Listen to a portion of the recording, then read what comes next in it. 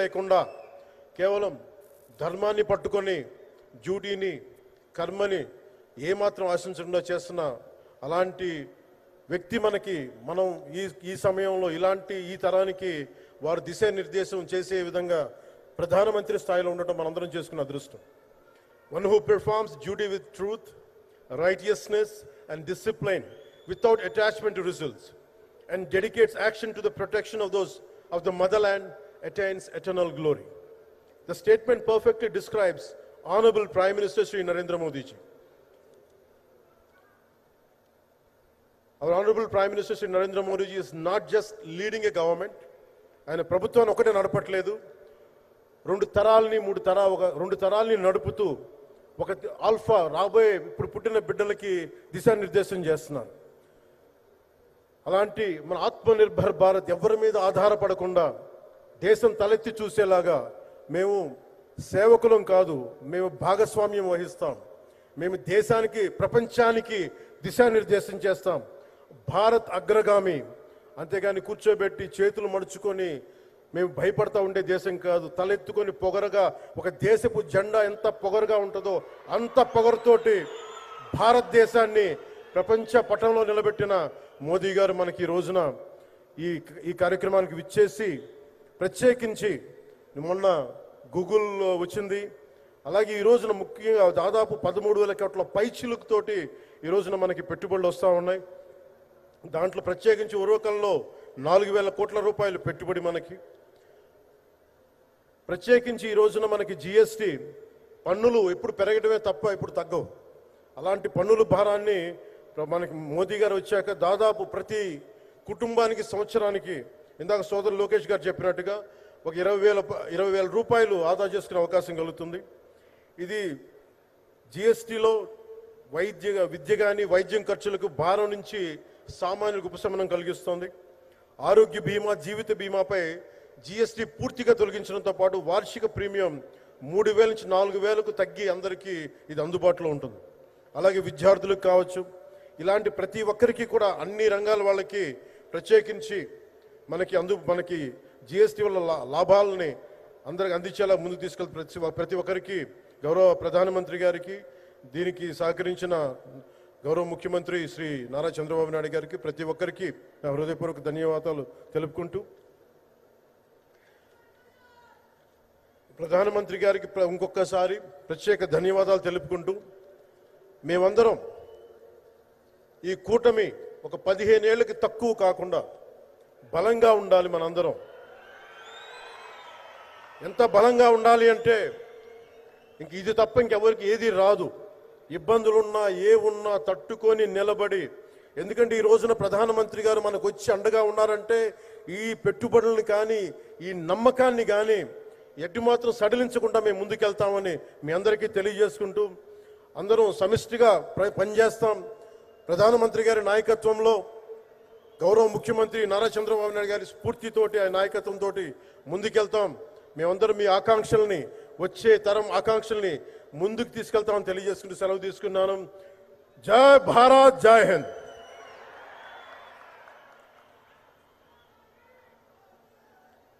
అనేక ధన్యవాదాలు సార్. ప్రజాసేవే పరమోన్నత ధర్మమని నమ్మి ఆ మార్గంలో నిబద్ధతతో గౌరవ నరేంద్ర మోదీ గారి నాయకత్వంలో అభివృద్ధి పరమావధిగా పనిచేస్తున్న గౌరవ కేంద్ర మంత్రివర్యులు శ్రీ భూపతిరాజు శ్రీనివాస వర్మ గారిని మాట్లాడవలసిందిగా ప్రార్థన.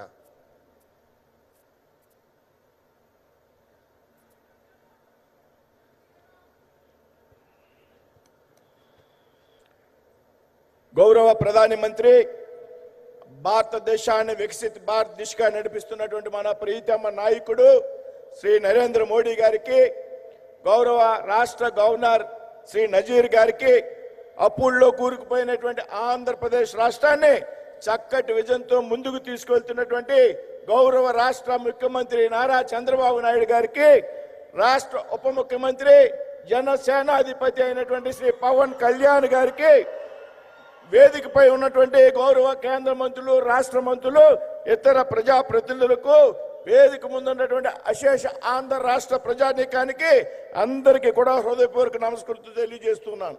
మిత్రులారా, కర్నూలు అనేది కేవలం ఒక నగరం మాత్రమే కాదు. ఒకప్పుడు రాష్ట్ర రాజధానిగా విరాజిల్లిన నేల కర్నూలు, స్వాతంత్ర సమర యోధుల కీర్తి గాథలను నేల రాసుకున్నటువంటి నగరం కర్నూలు. అదే విధంగా సత్యశోధనకు, త్యాగానికి, నిబద్ధతకు చిహ్నమైనటువంటి కర్నూలులో గౌరవ ప్రధానమంత్రి నరేంద్ర మోడీ గారు తీసుకున్నటువంటి నెక్స్ట్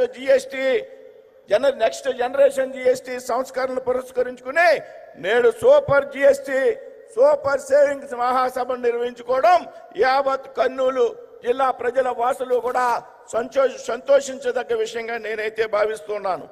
గత ఆగస్టు 15 స్వాతంత్ర దినోత్సవం నాడు గౌరవ ప్రధానమంత్రి మోడీజీ ఎర్రకోటపై చేసినటువంటి చారిత్రాత్మక ప్రసంగంలో భాగంగా దీపావళి నాటికి జిఎస్టీ సంస్కరణను తీసుకువచ్చి ప్రజలకు పెద్ద ఎత్తున జిఎస్టీ రాయితీలను కల్పిస్తాననేటువంటి విషయాన్ని హామీ ఇవ్వడం జరిగింది. అదేవిధంగా ఆ రోజున ప్రకటించిన విధంగా అప్పటి వరకు 4 స్లాబులుగా ఉన్నటువంటి జిఎస్టీ రేట్లను కేవలం 2 స్లాబులకే పరిమితం చేసినటువంటి వ్యక్తి గౌరవ ప్రధాని నరేంద్ర మోడీజీ అనేటువంటి విషయం సందర్భంగా తెలియజేస్తున్నా. ఏదైతే కేవలం 12%, 28% స్లాబులు పూర్తిగా ఎత్తివేసి కేవలం 5%, 18% స్లాబులు మాత్రమే అమల్లో ఉంచినటువంటి వ్యక్తి గౌరవ ప్రధాని నరేంద్ర మోడీ. అంతేకాకుండా దేశంలో సామాన్య ప్రజలకు ఊరట కలిగించే విధంగా ఏదైతే విద్య కానీ, వైద్యం కానీ, వ్యవసాయ రంగానికి కానీ సంబంధించినటువంటి ఉత్పత్తులు ఉన్నాయో వాటి మీద 0% జిఎస్టీగా ప్రకటించినటువంటి వ్యక్తి గౌరవ ప్రధాని నరేంద్ర మోడీజీ గారని ఈ సందర్భంగా తెలియజేస్తున్నాను. అంతేకాకుండా ఈ సంస్కరణలు సెప్టెంబర్ 22 నుండి అంటే దీపావళి కంటే ముందుగా 1 నెల ముందే అమల్లోకి తెచ్చినటువంటి వ్యక్తి గౌరవ ప్రధాని నరేంద్ర మోడీజీ. మిత్రులారా, ఇదే రాయలసీమలో గత నెలలో సెప్టెంబర్ 11 నాడు సూపర్ 6 సూపర్ హిట్ మహాసభని పెద్ద ఎత్తున నిర్వహించుకోవడం జరిగింది. 2024లో రాష్ట్రంలో చంద్రబాబు గారి నాయకత్వంలో ఎన్డీఏ ప్రభుత్వం అధికారంలోకి వచ్చేటప్పటికి ఈ రాష్ట్రం అప్పులు ఊబులో కరిగిపోయినటువంటి సంగతి మనందరికీ కూడా తెలుసు. అయినప్పటికీ రాష్ట్ర ముఖ్యమంత్రి చంద్రబాబు నాయుడు గారు, ఉప ముఖ్యమంత్రి పవన్ కళ్యాణ్ గారి ఆధ్వర్యంలో ఎన్నికల్లో ప్రజల్లో ఇచ్చినటువంటి హామీలు అయితే ఉన్నాయో, ఏదైతే సూపర్ 6 పథకాలు ఉన్నాయో వాటినన్నింటినీ కూడా అమలు చేసినటువంటి ఘనత రాష్ట్రంలో ఉన్నటువంటి ఎన్డీఏ ప్రభుత్వం అందని సందర్భంగా తెలియజేస్తున్నా. మిత్రులారా, ప్రధానమంత్రి మోడీజీ గత 10 నెలల కాలంలో ఆంధ్రప్రదేశ్ రాష్ట్రానికి 4 పర్యాయాలు వచ్చారనేటువంటి విషయం మనందరం కూడా గుర్తుంచుకోవాలి. దాని పట్ల ఆయనకి ఆంధ్రప్రదేశ్ రాష్ట్రం అభివృద్ధి మీద ఎంత చిత్తశుద్ధి, ఎంత నిబద్ధత ఉందనేటువంటి విషయం మనందరం కూడా దయచేసి అర్థం చేసుకోవాలి. మిత్రులారా, కేవలం 10 నెలల కాలంలో జనవరి 8 నాడు విశాఖపట్నంలో 2 లక్షల కోట్ల రూపాయలకు శంకుస్థాపనలు, ప్రారంభోత్సవాలు. మే 5న అమరావతిలో 58,000 కోట్లకు శంకుస్థాపనలు, ప్రారంభోత్సవాలు. ఈరోజు కర్నూలులో 13,430 కోట్ల అభివృద్ధి కార్యక్రమాలకు శంకుస్థాపనలు, ప్రారంభోత్సవాలు శ్రీకారం చుట్టినటువంటి వ్యక్తి ప్రధానమంత్రి నరేంద్ర మోడీజీ అనేటువంటి విషయాన్ని ఇక్కడ ప్రస్తావిస్తూ ఉన్నా.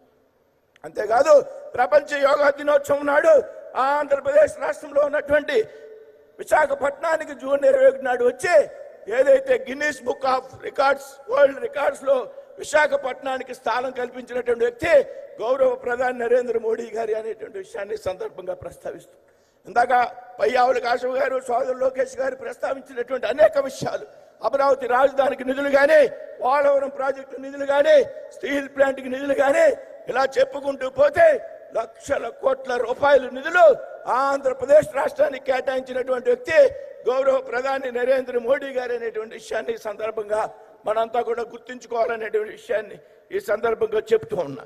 అంతేకాదు ప్రపంచంలో 11వ ఆర్థిక శక్తిగా ఉన్నటువంటి భారతదేశాన్ని ఈరోజు 4వ ఆర్థిక శక్తి దిశగా నడిపించినటువంటి వ్యక్తి గౌరవ ప్రధాని నరేంద్ర మోడీజీ అనేటువంటి విషయం గర్వంగా మనంతా కూడా చెప్పుకోవాలి. మిత్రులారా, అంతేకాదు ఇవాళ భారతదేశం ఆర్థిక విధానంలో, రక్షణ రంగంలో, విదేశాంగ విధానంలో పెద్ద ఎత్తున అగ్రగామిగా నిలబడమే కాకుండా భారతదేశంలోనే కాదు ప్రపంచంలో ఉన్నటువంటి భారతీయులందరూ కూడా గర్వపడే విధంగా మీ పరిపాలనా దక్షిణంగా ఇవాళ జరుగుతోంది అనేటువంటి విషయాన్ని సందర్భంగా ప్రస్తావిస్తున్నాను.